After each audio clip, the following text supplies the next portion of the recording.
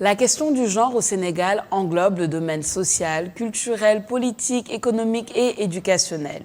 D'ailleurs, l'enjeu du rôle des femmes dans le développement du pays a été à la source de la ratification de plusieurs conventions internationales. On se concentre aujourd'hui sur une question essentielle dans cette émission, à savoir quelles sont les contraintes socio-culturelles qui empêchent les femmes d'accéder à la propriété, à l'héritage, à certains postes décisionnels ou même à l'égalité sociale. Nous en discutons aujourd'hui avec nos deux invités. Mesdames et messieurs, bienvenue dans Idées, votre émission où nous menons des débats de fond sous la bonne forme. Aujourd'hui, nous avons sur le plateau Madame Cécile Diatta Senghor. Bonsoir Madame. Bonsoir Madame Ba. Alors Madame Cécile Diatta Senghor, vous êtes spécialiste des droits des femmes et plaidoyer du projet VLF. Le projet VLF qui est? Le projet VLF, c'est le projet Voix et Leadership des femmes au Sénégal. Parfait, merci d'être là sur le plateau. Merci beaucoup Madame Ba. Je vous dis merci pour l'invitation qui nous donne l'occasion de venir présenter justement ce projet. Je dis bonsoir aux téléspectateurs de ITV au Sénégal, mais également au niveau de la diaspora. Et Madame Fatou Bokoum, comment allez-vous? Ça va bien. Merci, Madame. Madame Bokoum, vous êtes appui technique du Réseau national des femmes rurales au Sénégal. Oui. Le Réseau national des femmes rurales au Sénégal, il s'agit de quoi exactement? Le Réseau national des femmes rurales, c'est un réseau qui est créé depuis 2002 et qui couvre l'ensemble du territoire national. Donc, on travaille dans les 14 régions avec plus de 3000 membres. Donc, c'est un réseau qui est créé pour vraiment renforcer les capacités économiques des femmes grâce à leur autonomisation, mais aussi permettre aux femmes de travailler ensemble pour défendre une cause commune, qui est le foncier. Quand on sait que le foncier, l'accès à la terre, je veux dire, se pose avec beaucoup d'acuité au niveau du Sénégal. Et on savait que seul le réseautage pouvait nous permettre d'allier nos forces et d'aller droit vers ce combat.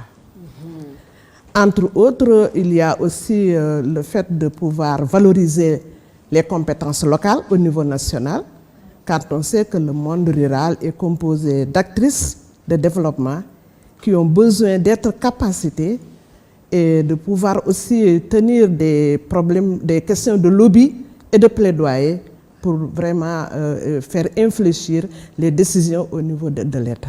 Oui, c'est connu que le domaine rural, les femmes sont très affluentes dans le domaine rural et travaillent beaucoup dans le domaine rural. Donc c'est un domaine qui est très important lorsqu'on parle de la question du genre, justement. On va y revenir avec vous tout le long de l'émission. Et Madame Senghor, alors vous, est-ce que vous pouvez nous parler un peu plus du projet VLF? De quoi il s'agit exactement? Merci beaucoup. Tout d'abord, à l'entame de mes propos, je voudrais vous remercier d'abord pour cette invitation parce que vous nous donnez l'opportunité de venir parler de ce projet qui plus ou moins est un nouveau projet parce qu'il a démarré il y a juste un an et demi. Et dire bonjour aux téléspectateurs de ITV au Sénégal, mais également à travers le monde. Le projet Voix et Leadership des femmes, on peut dire que c'est tout un symbole. Dans un pays comme le Sénégal, mettre en œuvre un projet dénommé Voix et Leadership des femmes, je pense que c'est tout un symbole au Sénégal. Donc le projet Voix et Leadership des femmes, c'est un projet qui est mis en œuvre par le Centre d'études et de coopération internationale qu'on appelle communément le CECI. C'est un projet qui est mis en œuvre pour vraiment venir en appui aux organisations de la société civile féminine qui travaillent sur les questions de droits de femmes et de filles. Donc ce projet, il existe à travers 32 pays et le Sénégal fait partie des pays qui ont bénéficié de ce projet. Son objectif essentiel, c'est vraiment d'améliorer l'exercice des droits des femmes au Sénégal, des femmes et des filles au Sénégal. Donc c'est l'objectif ultime de ce projet ici au Sénégal. Donc pour pouvoir atteindre cet objectif ultime, le projet a 3 portes d'entrée. Donc les 3 portes d'entrée qu'a le projet, c'est vraiment renforcer les organisations de la société civile de femmes, comme je l'ai dit tout à l'heure, sur le plan institutionnel, mais également sur le plan organisationnel. Donc les renforcer à travers des renforcements de capacités, les renforcer à travers des ressources qu'on met à leur disposition, mais également les renforcer sur le plan technique. Ça, c'est la première porte d'entrée. La deuxième porte d'entrée du projet, c'est vraiment améliorer les offres de services des organisations de la société civile des femmes. Donc, depuis plus de presque 50 ans, plus d'une quarantaine d'années, les organisations de la société civile de femmes existent. Elles travaillent sur plusieurs questions, mais toujours on est sur la question des droits des femmes. Qu'est-ce qui a marché? Pourquoi jusqu'à présent on est toujours sur ça? Et quels sont les services que ces organisations-là offrent aux bénéficiaires? Est-ce que ces services-là ont évolué par rapport au contexte actuel, etc. Donc, c'est vraiment tous ces aspects-là qui entrent dans le cadre de la deuxième porte d'entrée du projet. Et pour cela, l'innovation est vraiment au cœur de ce projet. Parce qu'on se dit qu'il y a eu des choses qui ont été faites, des acquis. On les a eus sur le plan des droits des femmes et des filles. Madame Bokoum l'a dit tout à l'heure et vous l'avez également dit dans vos propos introductifs. Donc, qu'est-ce qu'il faut faire? Peut-être il va falloir repenser cette manière d'offrir les services sur les questions des droits des femmes et des filles. D'accord. La troisième porte d'entrée du projet, c'est vraiment renforcer le plaidoyer au niveau des organisations de femmes, renforcer les compétences en matière de plaidoyer, mais également renforcer les grands ensembles, les réseaux. Nous avons le réseau national des femmes rurales qui est là, qui fait partie des organisations partenaires du projet. Donc je vais rappeler au passage que le projet travaille avec 25 organisations partenaires. Donc 20 organisations OSF, mais également 5 réseaux d'organisations. Donc la troisième porte d'entrée est vraiment de renforcer, en tout cas, ou bien de créer de nouvelles plateformes beaucoup plus grandes pour essayer de mettre ensemble les organisations de femmes pour qu'elles puissent parler d'une seule voix, pour qu'elles puissent mener le plaidoyer sur toutes les questions qui concernent les droits des femmes et des filles. Et également dans le cadre du projet, il y a plusieurs approches que nous utilisons. Nous avons une des approches que nous utilisons, c'est vraiment l'approche des masculinités positives. Ah. Voilà. Donc, les masculinités positives, c'est une approche vraiment de travailler avec les hommes comme alliés. Donc, on travaille sur une question qui est assez sensible, c'est une question qui est assez complexe, les droits des femmes et des filles, dans un contexte que nous connaissons au Sénégal avec toutes les pesanteurs socioculturelles. Donc, le projet travaille vraiment avec les hommes, parce que vraiment, pour pouvoir régler la question des droits des femmes et des filles, les questions de violence faites sur les femmes, etc., il est de bon aloi vraiment de pouvoir prendre les hommes comme nos alliés, travailler avec eux. Donc, c'est cette approche des masculinités positives qui est vraiment une des innovations du projet. Une approche effectivement innovante et très intéressante. Je pense qu'on va revenir un peu sur la pesanteur socioculturelle et aussi sur tous ces sujets-là des violences, etc. Surtout qu'on en voit beaucoup de nos jours. Madame Bokoum, je voulais revenir avec vous sur les problématiques, pour qu'on rentre vraiment dans le vif du sujet. C'est ça.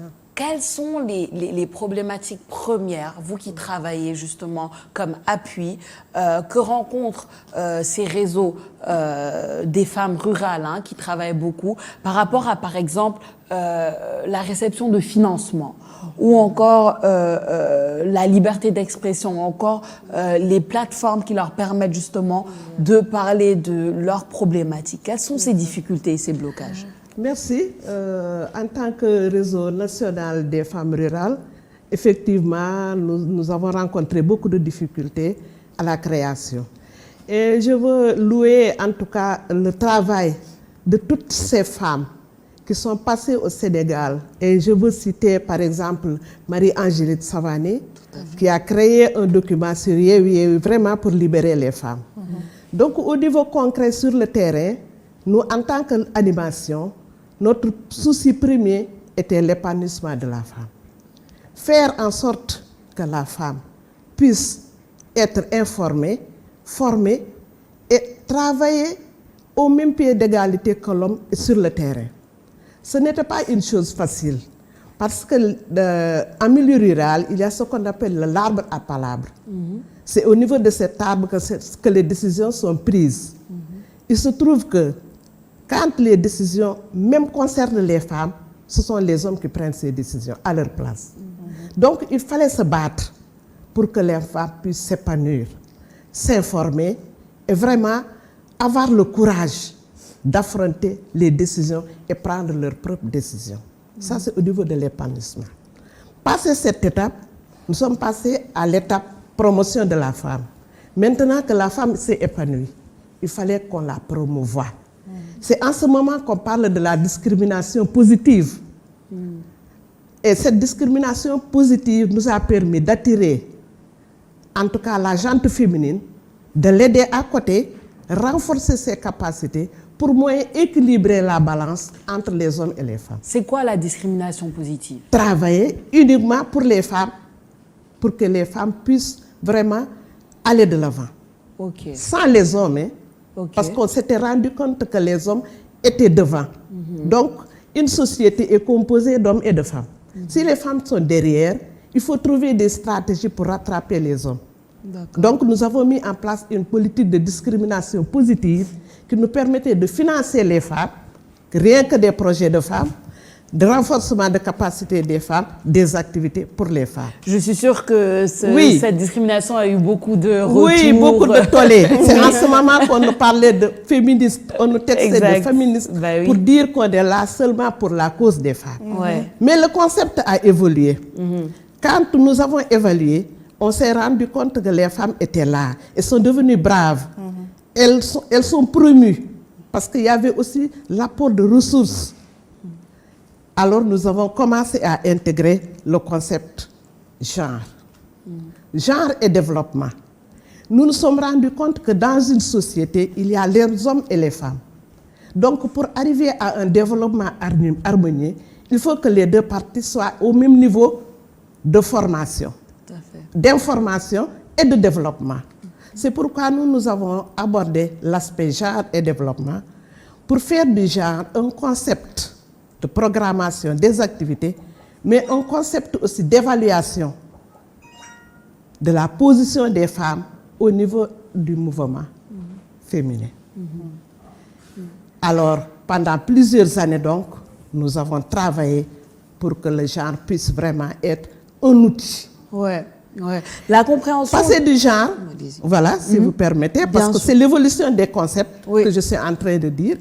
On a parlé de la loi sur la parité qui est venue, en tout cas, aider un peu les femmes pour créer une égalité au niveau des organes électifs. Et aujourd'hui, le concept évolue. Je crois que Marie l'a dit tout à l'heure. On parle aujourd'hui de ce qu'on appelle la masculinité positive. Oui. À l'époque, on considérait les hommes comme étant nos adversaires, mais aujourd'hui, ils sont nos alliés. Et quand on parle de féminisme, je crois qu'on va l'aborder. Il y a des hommes féministes aussi. Oui. Voilà, parce qu'ils défendent la cause des femmes. Tout à fait. C'est un concept qui peut un peu faire peur, surtout dans le concept socioculturel dans lequel on se trouve. Mais on va essayer de le définir un peu plus tard dans l'émission et parler un peu de cette masculinité positive là dont vous parlez. Avant cela, Madame Senghor, est-ce que vous pouvez nous parler du mode de fonctionnement du projet VLF? Pourquoi? Pour que les gens comprennent un peu exactement de quoi il s'agit, comment est-ce que vous fonctionnez, comment est-ce que vous agissez, et aussi qu'est-ce que cela veut dire quand on dit, entre guillemets, égalité des chances entre les genres, parce que c'est quelque chose qui peut ne pas être saisi par tout le monde. Allez-y. Donc, comme je l'ai dit tout à l'heure, le projet travaille avec 25 organisations. Le projet est venu pour renforcer les capacités de ces organisations-là, faire un transfert de compétences, améliorer vraiment le fonctionnement de ces organisations-là. Parce que quelque part, on a vu que les organisations de femmes, à un moment, le mouvement était essoufflé. Parce que peut-être que il fallait recréer, il fallait repenser, il fallait vraiment apporter de l'innovation dans tout ce que les organisations de femmes étaient en train de faire. Et justement, l'une des raisons de la mise en œuvre de ce projet, c'est vraiment de trouver une solution à l'affaiblissement de ce mouvement social féminin sénégalais, et qui, justement, a eu tous ces problèmes en raison de plusieurs défis, plusieurs problèmes auxquels les organisations ont été confrontées, parmi l'une desquelles on peut citer peut-être la relève. La relève, peut-être que les organisations de femmes, les personnes qui étaient là, parfois quand on donne même le nom de l'organisation, on dit « Ah, c'est l'organisation de telle », tellement que cette personne-là, son image, son nom est associé même à l'organisation. Donc, à un moment donné, pendant 40 ans, on est là, on fait les mêmes choses. À un moment donné, on doit pouvoir passer le relais, préparer cette relève-là pour que cette relève-là puisse continuer le travail qui était en train d'être fait. Donc, et justement, sans vous couper, je voudrais juste que vous puissiez préciser, à votre avis, cette manque de relève-là, elle vient d'où? Pourquoi il y a un manque de relève? Est-ce qu'il y a un désintéressement de ces causes? Qu'est-ce qui se passe?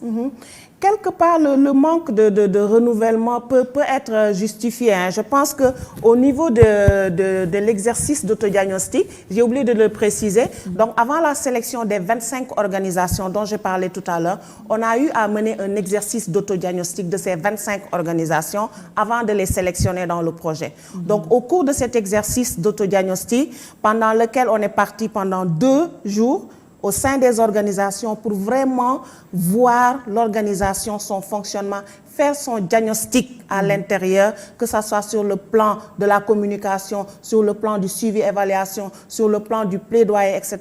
Comment est-ce que ces organisations-là fonctionnent?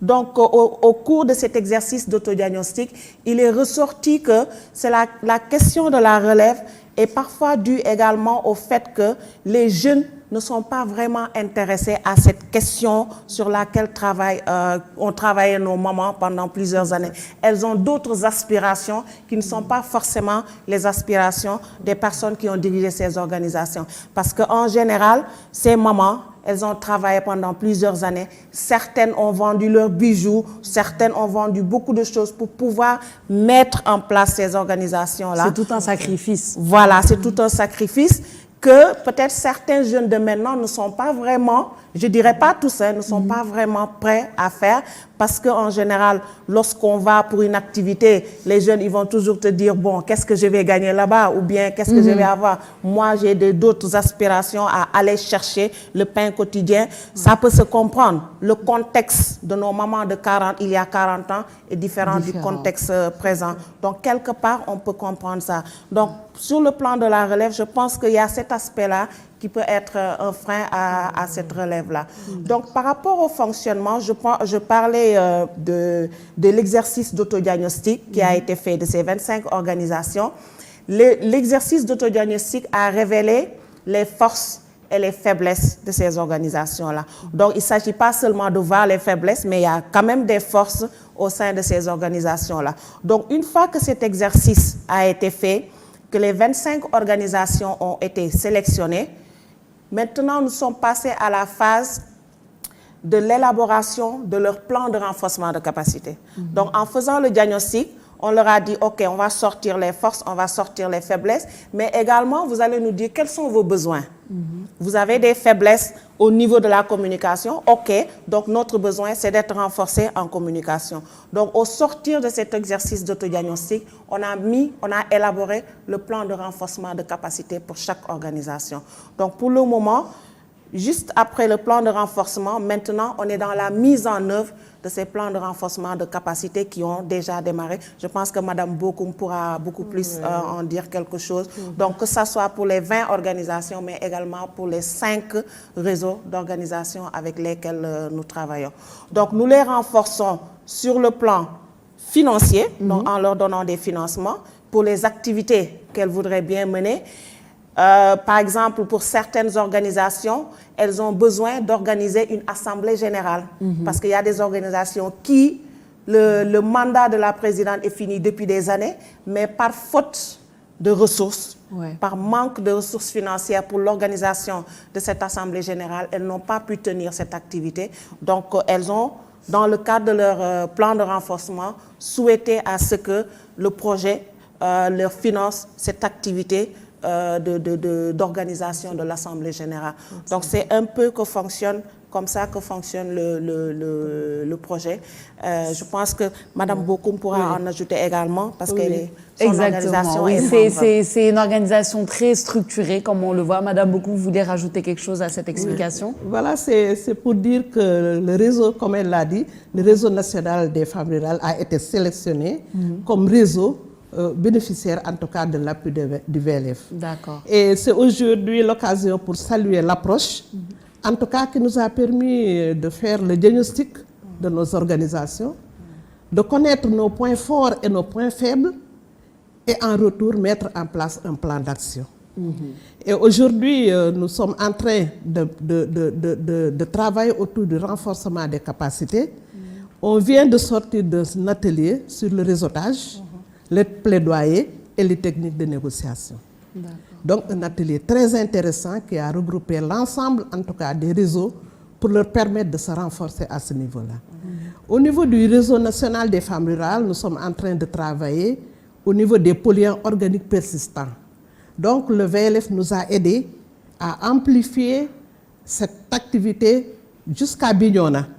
Parce que quand on sait que les polluants organiques persistants, c'est des produits toxiques que l'on trouve dans le maraîchage et qui portent atteinte à la santé. Donc voilà des types d'activités sur lesquelles nous essayons de travailler. Nous travaillons aussi avec le VLF dans le cadre de renforcement institutionnel.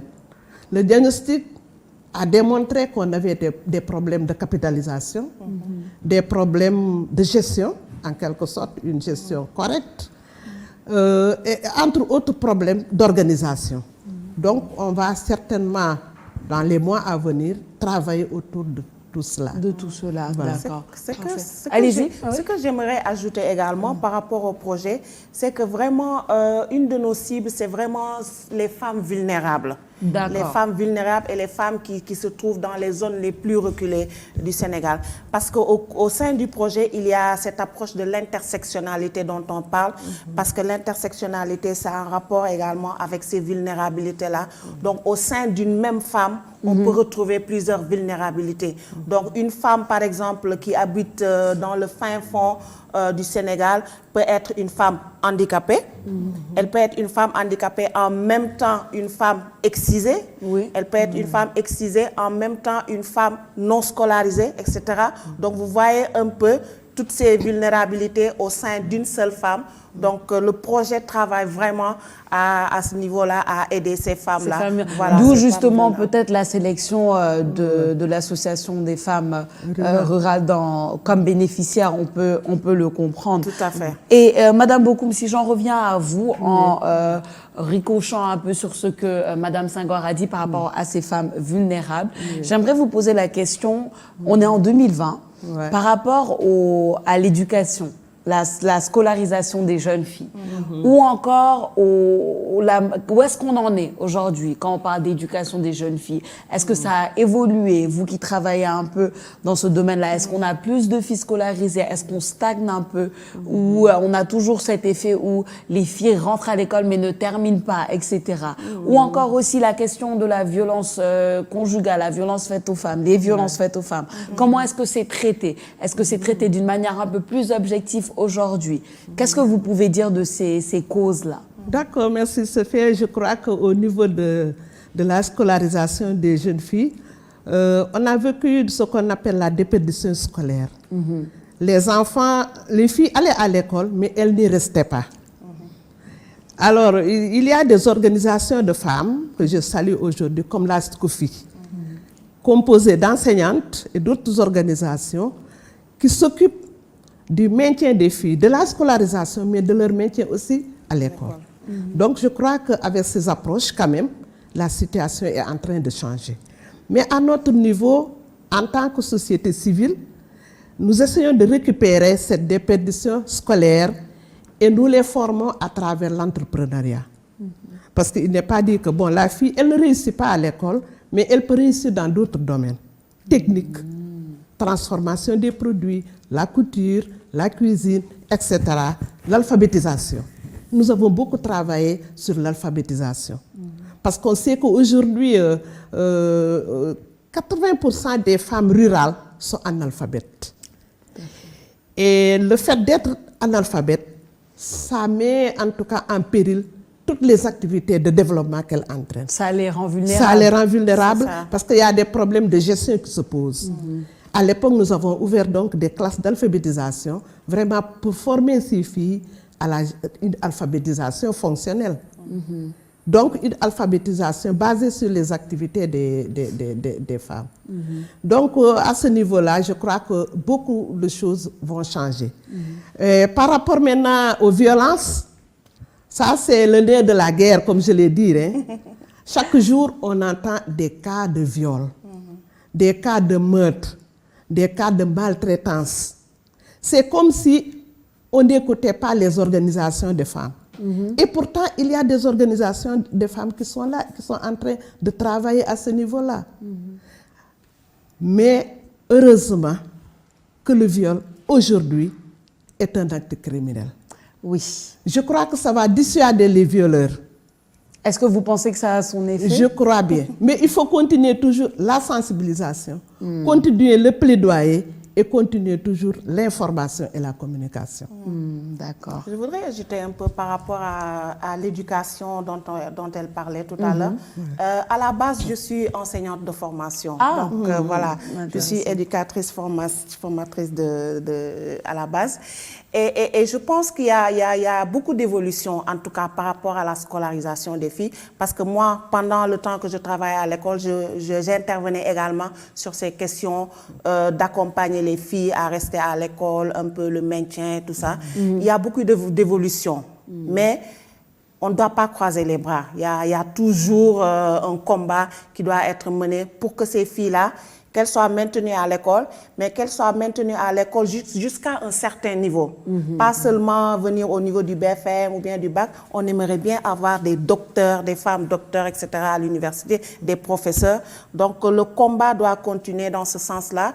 Et c'est juste pour dire qu'au sein des organisations partenaires du projet, nous avons 2 organisations qui interviennent sur la question de l'éducation. Je parlais tout à l'heure des offres de services. Oui. Donc nous avons 2 organisations qui ont des offres de services sur l'éducation. Il s'agit du Forum des femmes éducatrices qu'on appelle communément FAWE, parce que c'est le sigle anglais. Et nous avons l'autre qui est la Convergence des femmes universitaires pour le leadership féminin, qui est la COFULEF. Donc la FAWE, peut-être qui intervient au niveau primaire pour que les filles restent à l'école. Elle a parlé de la SCOFI, mais il y a également la FAWE qui travaille sur ces questions au niveau primaire, en tout cas pour les jeunes filles. Et nous avons la COFULEF au niveau universitaire. Donc, une fois que les filles sont à l'université, parce que nous connaissons tous les problèmes qui existent à l'université, donc beaucoup de filles peuvent laisser tomber les études à cause justement de ces difficultés qu'elles rencontrent au niveau des universités. Donc, cette organisation, la COFULEF, est là vraiment pour accompagner les étudiantes vraiment à pouvoir continuer. Et dans le cadre de leurs activités, ils ont mis en place un projet pour pouvoir accompagner les femmes doctorantes. Oui, doctorantes. Voilà, oui. doctorantes, voilà. Juste pour que vraiment qu'on puisse avoir beaucoup plus de femmes à un certain niveau. À un certain niveau éducationnel. Voilà. On voit qu'il y a beaucoup de travail qui a été fait et qui est en train d'être fait. C'est prometteur, on peut le dire. Madame Bokoum, j'aimerais revenir un petit peu sur une question qui a été effleurée tout à l'heure avec Madame Senghor, c'est la question de la relève, justement. Quand je pose la question sur le manque de relève, bon, il y a justement ce détachement qu'on peut comprendre et les ambitions qui sont différentes, le contexte qui est différent, les jeunes femmes qui doivent aller peut-être chercher le gagne-pain quotidien, etc., qui sont moins intéressées par ces questions existentielles et sociales. Mais j'aimerais vous poser la question à vous. Est-ce que vous pensez que justement, dans les générations futures, enfin nos générations à nous, est-ce qu'il y a cette peur, à votre avis, de stigmatisation du fait que l'œil à travers lequel est vu justement le féminisme, les jeunes femmes ne veulent pas forcément être taxées de féministes à cause du poids, entre guillemets, social et culturel que cela apporte, évidemment. Parce qu'on dit que oui, les féministes font peur aux hommes, etc. Les féministes... C'est ça. Voilà, toutes ces stigmatisations-là. Est-ce que vous pensez qu'il y a cette peur-là? Oui, certainement, les filles ne veulent pas porter le même combat que nous avons porté jusqu'ici. Mais je crois que le terrain est déblayé. D'accord. Le terrain est déblayé. C'est ça. Vraiment, aujourd'hui, on ne parle plus de féminisme. Il n'y a plus de réticence ni de stigmatisation. À l'époque, quand on était animatrice sur le terrain, qu'est-ce qu'on n'a pas vu? Même pour permettre aux femmes de faire le planning familial, c'était la croix et la bannière. Ouais. C'était difficile. Mais aujourd'hui, on se rend compte que les organisations vieillissent. Hein. Il y a un vieillissement.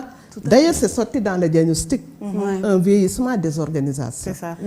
Nous-mêmes, nous avons besoin de relève en tant que technique. Mais est-ce que nos enfants veulent faire le même travail que nous faisons? Compte tenu de tous les sacrifices et toutes les difficultés que nous avons eu à rencontrer jusqu'ici. Donc, il y a une certaine réticence des jeunes. Ouais. Mais il y a aussi un besoin d'accaparement des adultes. Ah Ah oui, le dire. il y a des adultes qui ne veulent pas Lâcher. lâcher et faire le renouvellement des instances. À chaque fois, la présidente ou le président se dit, c'est mon organisation. Je dois travailler, c'est mon organisation, sans se soucier qu'il peut vieillir et vraiment ne plus avoir les capacités de diriger. Ouais. C'est pourquoi l'approche de VLF est bienvenue pour nous. L'intergénérationnel. Faire en sorte que les jeunes et les adultes s'assoient sur une même table pour échanger. L'idée n'est pas d'effacer les adultes ou de les faire disparaître, mais plutôt faire bénéficier de leurs expériences aux jeunes. Donc, une jonction. Qu'est-ce que les jeunes peuvent apporter à une organisation? Qu'est-ce que les adultes peuvent apporter aux jeunes? Au plan expérience. C'est ce que le VLF est en train de promouvoir et je crois que c'est une chose qui est bienvenue à Sodeur où les organisations ont besoin plus de fraîcheur à travers les jeunes, mais aussi de préserver les acquis à travers les adultes. Et je crois que c'est quelque chose qui va venir vraiment au grand bonheur du mouvement paysan et même, je peux dire, de la société civile. Hein. Ouais. Merci d'avoir soulevé ce point-là. Vous voulez rajouter quelque chose? Oui, j'aimerais juste rajouter quelque chose par rapport à cette relève intergénérationnelle. Elle l'a dit, hein. C'est-à-dire qu'on parle de relève générationnelle dans le cadre du projet. Ce n'est pas l'idée de « ôte-toi que je m'y mette ». C'est-à-dire qu'on mette les grandes personnes de côté pour que les jeunes puissent venir prendre. Ce n'est pas ça. C'est vraiment un processus progressif. Au fur et à mesure, les grandes personnes sont là avec leurs expériences, mais également, comme elle l'a dit, on a besoin d'un sang neuf au sein des organisations parce que les contextes sont différents. Par exemple, maintenant, nous sommes dans le contexte des nouvelles technologies. Les organisations ont besoin de ça. Donc, les femmes d'une soixantaine, 70 d'années, elles n'ont pas vraiment la manipulation facile avec ces outils-là. Donc, c'est bon d'avoir des jeunes dans ces organisations-là qui les accompagnent à utiliser ces nouvelles technologies. Mais il y a également ce qui ressort dans ce projet qui est le leadership transformationnel. C'est-à-dire que les personnes qui dirigent les organisations ont nécessité à vraiment préparer d'autres personnes pour que ces personnes-là puissent venir prendre au fur et à mesure et pouvoir également déléguer. Parce qu'il y a des gens dans ces organisations qui ne délèguent jamais. À chaque fois qu'il y a un voyage international, c'est toujours la présidente qui part. Chaque fois qu'il y a rencontre avec le président de la République, il y a quelque chose, c'est toujours la présidente qui part. Donc ça ne rentre pas dans le cadre du leadership transformationnel. Donc on aimerait bien que chaque fois qu'il y a une activité, qu'on voit une nouvelle personne, qu'on se dit qu'au sein de cette organisation, vraiment, ils sont très organisés, on voit plusieurs personnes, que ce ne soit pas seulement l'image d'une seule personne qu'on puisse voir dans toutes les activités. Toutes les activités, c'est important. Pour revenir sur la question du féminisme, oui. moi je pense que ça a évolué. Hein. Oui. Il y a toujours quand même des gens qui se braquent par rapport à ça. Il y en a toujours. Mais je pense que ça a beaucoup évolué. Pas plus tard qu'avant-hier au bureau, nous avons eu cette discussion-là. Une collègue journaliste qui disait: moi, vraiment, j'appuie tout ce qui est question des femmes, mais je ne suis pas féministe. Je ne veux pas vraiment qu'on me dise féministe, oui. Alors qu'elle est jeune. Hein? Oui. Mais vraiment, c'est le mot féministe qui la dérange. Oui. Alors que féministe, vraiment, pour moi, c'est vraiment simple. C'est juste les personnes qui portent la cause des femmes. Hein? Ouais. Qui portent la cause des femmes. Donc, je pense qu'au début, c'est un terme qui a été dévoyé un peu, parce que dès qu'on dit féministe, on dit ah, il y a un stigma. Voilà, un stigma. Place ou gori, affaire c'est ces images-là que les gens avaient. C'est des perceptions, mais vraiment, les organisations de femmes, nous travaillons à vraiment corriger ces perceptions-là. Ouais. Et on est dans cette dynamique-là avec le projet Voix et Leadership des femmes.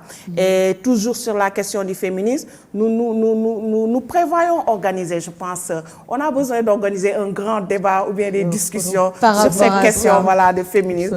On est en train de préparer quelque chose dans ce sens-là. Je pense qu'on a besoin d'échanger sur la question. Il faudrait que vraiment, ça... Voilà, la manière dont les gens voient le féminisme. C'est ça, que ça évolue vraiment. Ben, on reste dans le même contexte, hein, dans la même discussion un petit peu. Tout à l'heure, je posais la question sur vraiment de quelle égalité est-ce qu'on parle quand on parle d'égalité? Parce que tout comme le féminisme fait peur, lorsqu'on parle d'égalité homme-femme aussi, il peut y avoir énormément de restrictions. Ouais. Madame Bokoum, j'aimerais que peut-être vous essayiez de définir, quand on parle d'égalité, de quoi on parle vraiment, dans quel domaine, dans quel contexte, qu'est-ce que ça veut dire vraiment? Oui.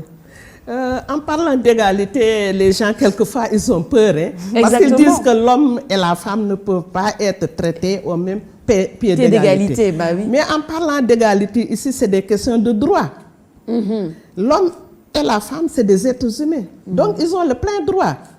Droit à la formation, droit à la santé, droit au développement, droit de ceci et de cela. N'empêche que maintenant, au plan culturel, l'homme est chef de famille. Tout à fait. Ça, nous tous, nous l'admettons. C'est ça. Mais quand même, donnons la chance aux femmes. Quand il y a une femme qui a le même niveau qu'un homme, qu'on lui donne cette chance d'occuper le même poste que les hommes. C'est comme ça que nous raisonnons le terme d'égalité.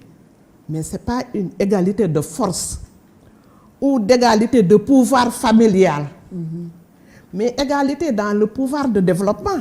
Par exemple, au niveau de nos organisations de développement, il y a des hommes et des femmes qui travaillent.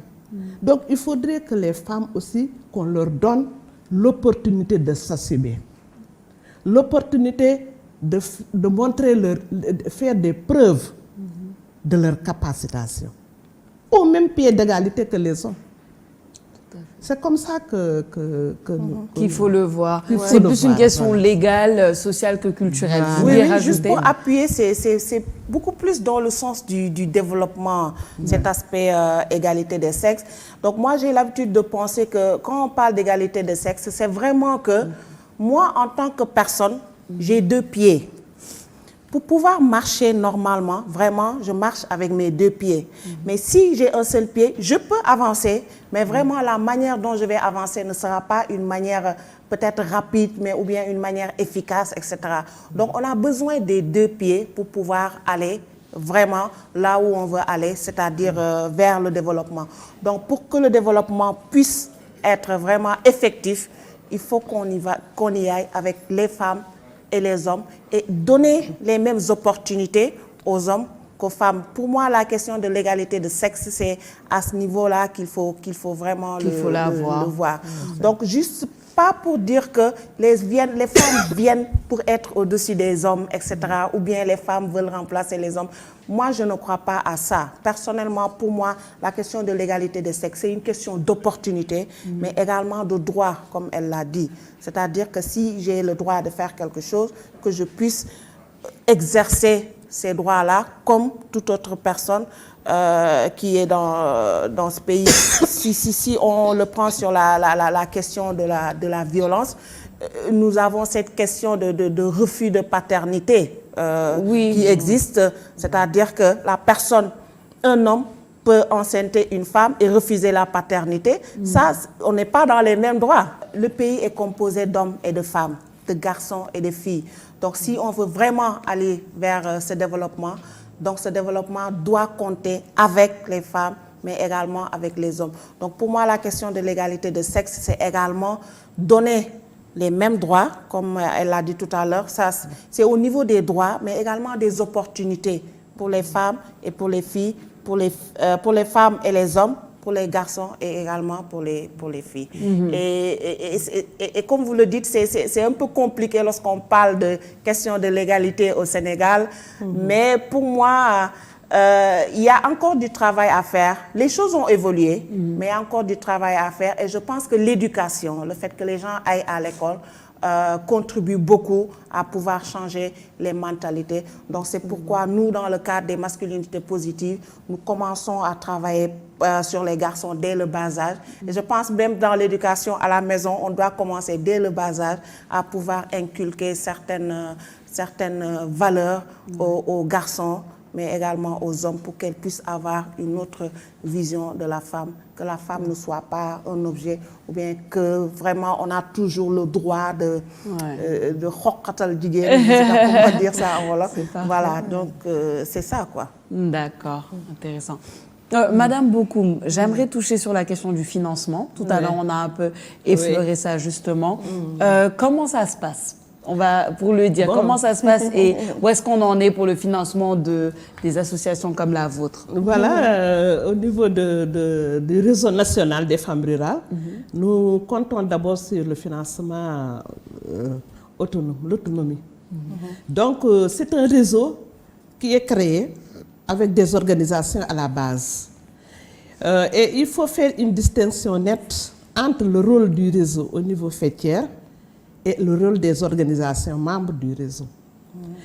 Donc aujourd'hui, nous avons travaillé sur le plaidoyer par rapport à la faîtière. Nous avons travaillé dans plusieurs domaines, mais on a été appuyé par les partenaires. Et nos partenaires, on peut citer entre autres Endapronat, on peut citer Le Monde selon les femmes en Belgique, on peut citer d'autres partenaires, en tout cas financiers, ONUFEM, VLF, qui nous ont aidés en tout cas à financer les activités au niveau faîtière.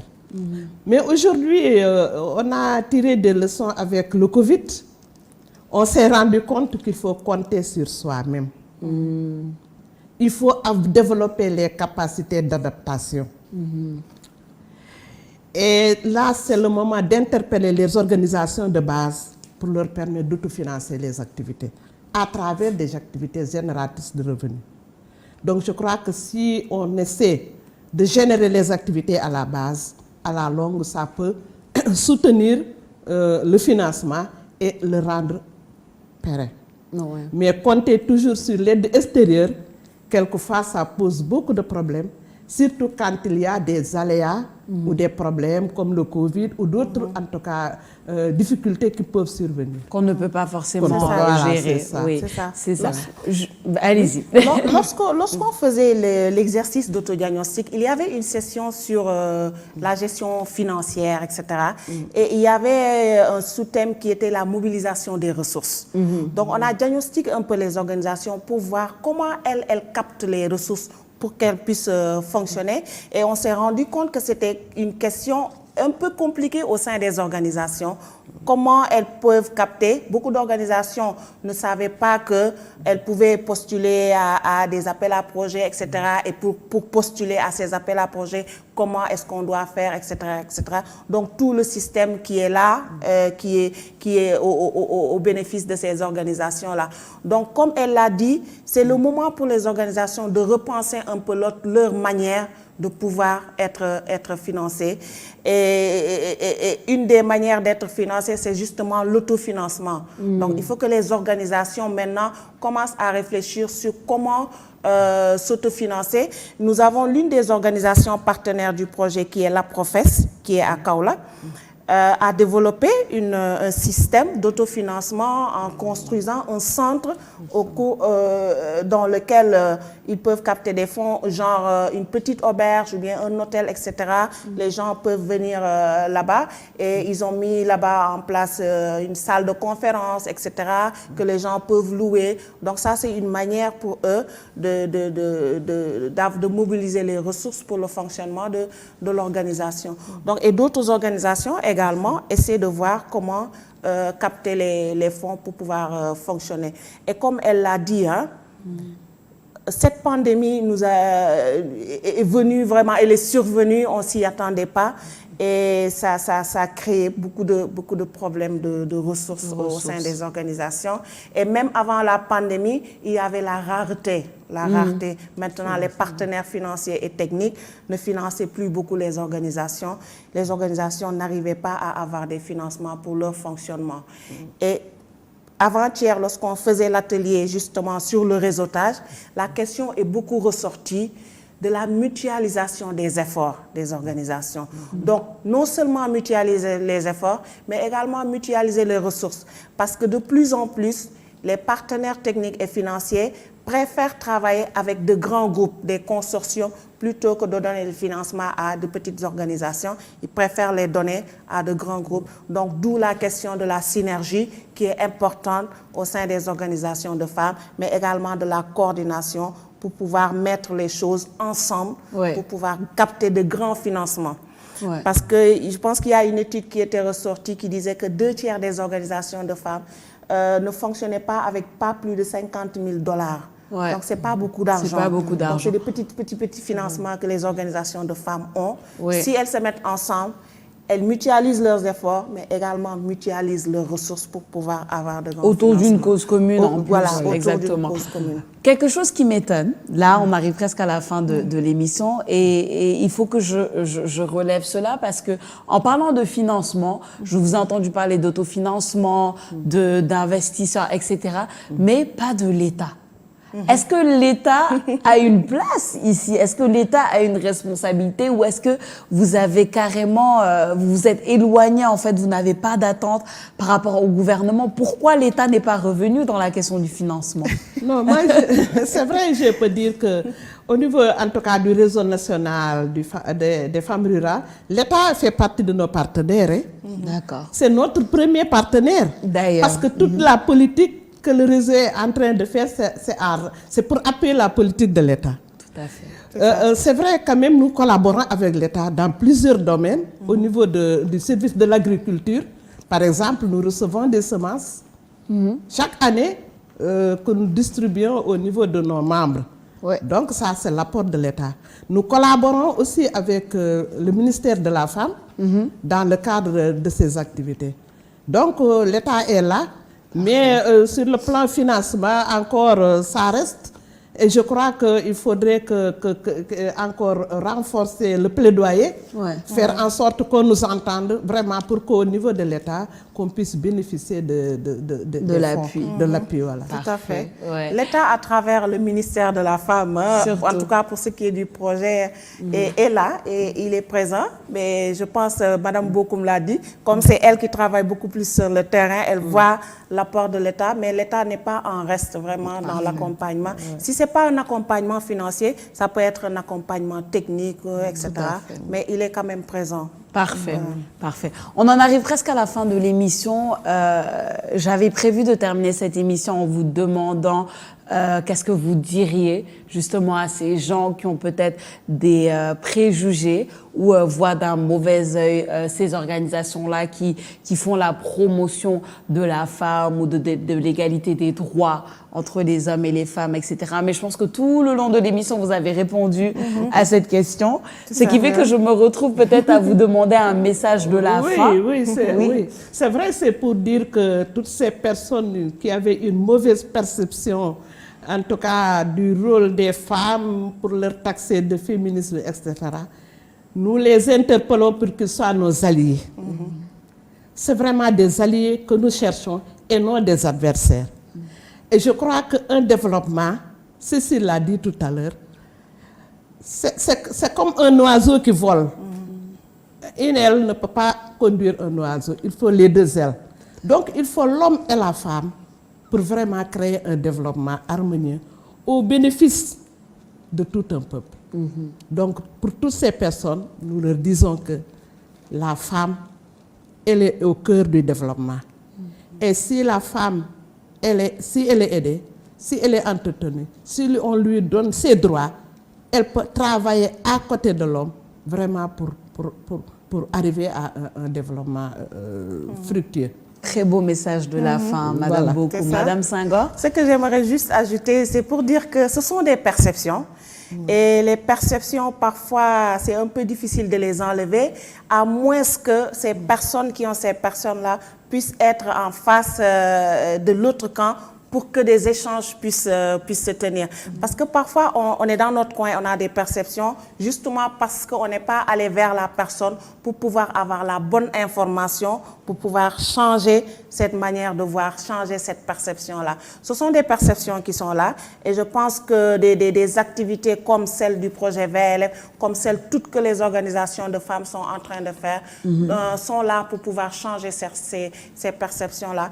Et je suis sûre qu'on va y arriver. Le combat sera long, c'est un processus, mais on va y arriver.